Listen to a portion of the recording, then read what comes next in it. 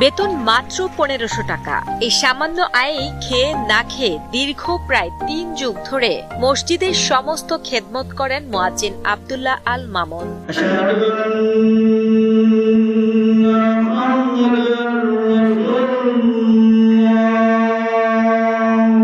প্রায় 6-7 মাসের বেশি হয়ে গেছে আমি রোজা রাখতে আসছি। আমার বেতন দেয় হলে 1500 টাকা। এই দিয়ে ধরেন, এই দিয়ে আমি একটু ওষুধ কিনে খাই বা অন্যজনে দিল, এই আর কি। সংসার কিংবা সহায় সম্পত্তি কিছুই নেই আব্দুল্লাহ আল মামুনের। মসজিদ কমিটি থেকে পাওয়া নামমাত্র 1500 টাকা সম্মানই তার একমাত্র সম্বল, যা দিয়ে ওষুধ কেনা তো দূরের কথা, দুবেলা যৎসামান্য আহার জোটানোই দায়।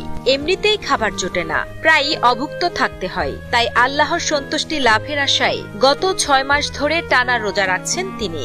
ইফতার কিংবা সেহরিতে ভালো কোনো খাবার তো দূরের কথা, অনেক সময় শুধু পানি খেয়েই রোজা রাখেন, আবার শুধু পানি দিয়েই ভাঙেন সারাদিনের উপোস।